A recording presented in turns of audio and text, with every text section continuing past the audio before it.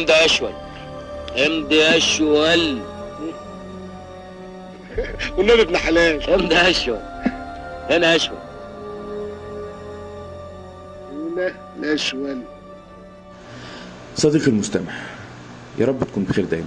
النهارده كلامي للعرسان الجداد اللي لسه ما مضوش على قايمه.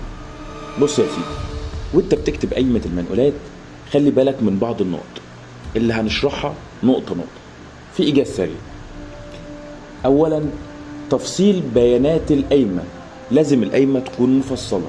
2، كتابتها بالكمبيوتر ويتم التوقيع عليها فقط. 3، التأكد من وجود المنقولات ومطابقتها لما هو مدون بالقائمة وصفا وقيمة. 4، يجب ألا يكون هناك فراغات أو مساحات لعدم إضافة عبارات أو منقولات فيما بعد خلاف لما تم التوقيع عليه. 5، يجب التوقيع على جميع الأوراق المحررة منها القائمة اللي هي الوصولات والفواتير اللي هي مراتك جابت بيهم الحاجة.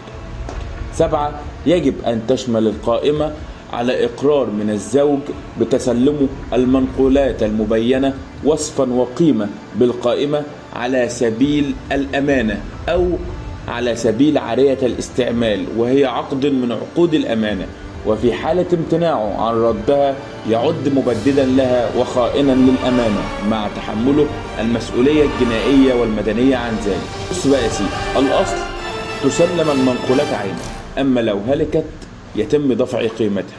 بالنسبة لجزئية الذهب اختلفت أحكام محكمة الموضوع مع أحكام محكمة النقض، يعني بتعتبر اتجاهات محكمة.